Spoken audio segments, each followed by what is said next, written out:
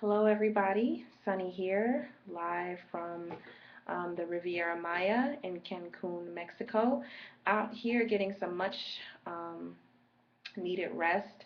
Been working on a lot of projects and achieving a lot of goals. And after you work hard, you treat yourself good, right? Because you have to do that for yourself. You can't always wait on somebody else to do things for you. You need to do it yourself. Make yourself feel good, right? So I thought this would be the perfect opportunity for me to upload my first YouTube video. Um, there's going to be a lot of modeling stuff on here. I am a model as well as a art director, so you're going to see a lot of projects that I've directed this year on here. My first being Project Loda, Ladies of the Academy, which is my creative revamp of X-Men. So that's going to be on here in a couple of days. So stay tuned for that. Alongside of being a model, I am also a psychologist. So there's going to be a lot of life stuff on here. Anybody who knows my heart knows that um, I have a strong passion for marriages and families, more so healthy marriages and families, and my goal is keeping them together. So there's going to be a lot of relationship stuff on here, a lot of stuff about families on here. Which brings me to the reason why I'm making this video, because as I've been out here, I've been thinking a lot about, what makes relationships work. And people, have their own opinions about what they think makes a relationship work, but I think as a single person, as a person in a committed relationship, or as a spouse, it's very important that you constantly study and improve yourself for the betterment of your relationship. I don't care if you're dating. I don't care if you've been married for 3 years, 30 years, 60 years. There's not enough you can learn about the relationship that you're in order to make it better. Your goal every day is, how can I make my husband happier? How can I make my wife less stressed? What else can I do to put a smile on this person's face and make their day better? There's nothing wrong with that. There's no such thing as doing too much of that, okay? So one thing that I came across is something that I think is a significant component in strengthening a relationship is simplicity. Simplicity and specificity. Try saying that 3 times fast. Simplicity and specificity. Um, Sometimes it's just a simple thought, the simple actions that we do that can bring the utmost joy to our partners. A lot of people think that it's the quantity of what you do that really matters, and I don't necessarily agree with that. I think it's the quality of what you do that more so matters. We live in a time where, people just box it up, wrap it up, and boom, bang, shebang, there you go. People don't really want to put the effort or work into anything, especially not their relationship. They want the benefits of doing a great job, but they don't want to actually put in the effort or the work of doing a great job. And I'm hoping that this video actually infuses creativity, infuses that spirit of putting forth the effort to make your relationship work. So I really felt the magnitude of this lesson a couple of months ago.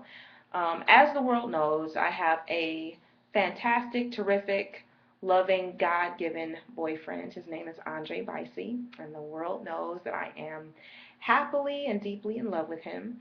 Um, and his birthday was a couple of weeks ago. So I was spinning my wheels trying to figure out what to get him, and I went straight to the mall. Couldn't find anything there to capture the magnitude of how I felt about him. This is actually our first year of celebrating each other's birthday, so after we celebrated mine, had to figure out something to do for his. And so I was confused and frustrated about it. So I prayed, and God told me to make him something. So what I did is I actually wrote Andre a poetic story about how I felt about how we met. Um, so I hope that by reading this, it's just an example of how taking the time out and putting the effort forth can really make a big difference and a big improvement in your relationship. Okay? All right, so the title of the story is called Our Fairy Tale. Once upon a time, there was a young king. He loved God with all of his heart, and for him, Prayer led his steps in everything. And I do have pictures. He was sought after by many fair maidens in the land.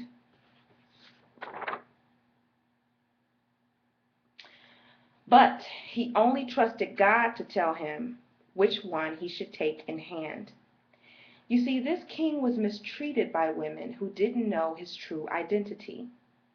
So he would seldomly mention it just so that he could see. Purity of heart is what he was in search of. So one day he decided to trade his crown for armor and pursue what God taught him was true love. In a land far away, there was a beautiful girl who did not know that she was beautiful because she listened to the world. She was kind and loving and very quick to release her heart. But every time she did so, a man would break into pieces every part. She cried every night, longing to be loved. In the same way she loved others, she prayed to God above. One night something happened. She was attacked by a dark enemy unseen.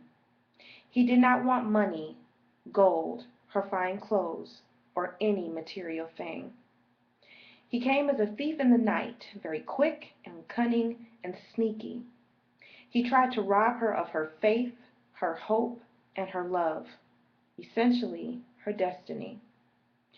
She was very scared and she had no idea how to fight. The only thing she knew was to close her eyes real tight. With fear flooding down her face, she stood up straight and tall and yelled out to her enemy so that he could hear her call.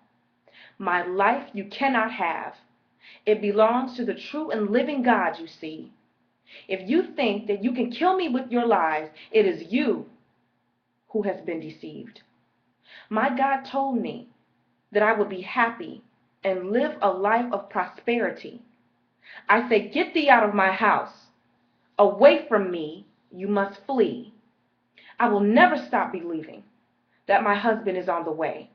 You claim to know my future, but a storyteller is what you portray. Get thee behind me, Satan, for what I tell you is fact. For the last time, get out of my house and never, ever come back. The girl was amazed at herself.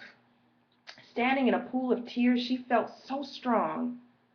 After this encounter, she understood that after battle, life goes on. Meanwhile, the king had gotten lost on his way. He wandered into a dark forest in which every turn looked the same. He immediately began to pray. God, be my light, be my compass, be my guide. The enemy surrounds me and is trying to convince me that here is where I'm destined to abide. In a life of confusion, darkness, and fear. But I trust only in you, God, and my wife, I feel, is very near. Where is she, God? Please, reveal her to me.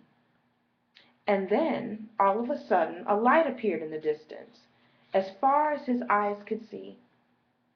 It was a light that illuminated and killed all darkness, so strong, so brilliant, so refined.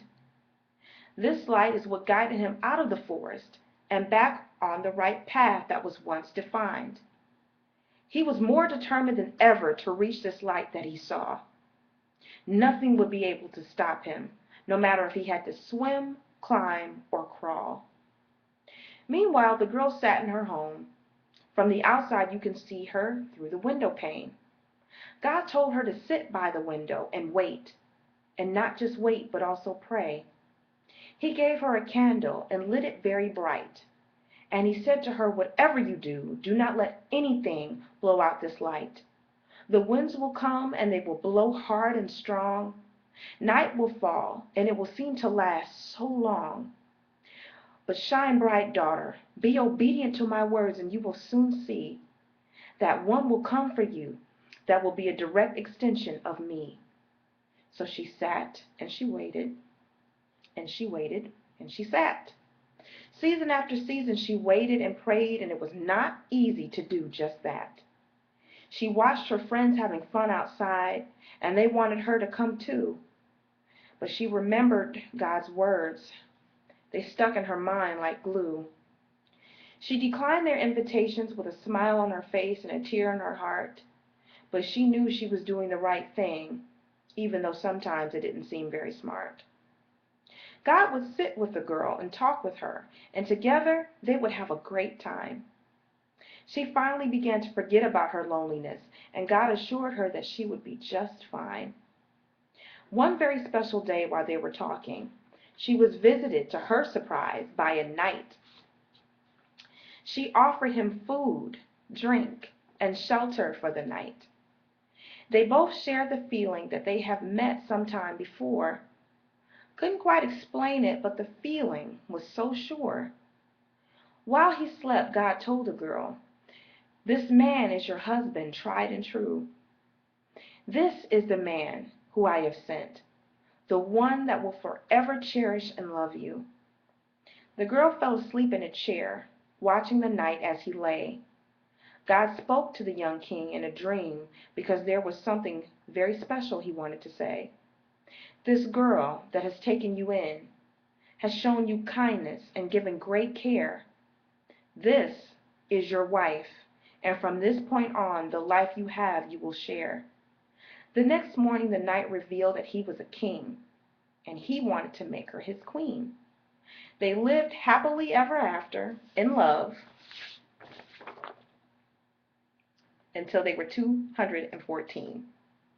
I couldn't think of anything else at the end. But anyway, that's my poem, and it just goes to show that if you put in a little work, you can bring a lot of joy to somebody.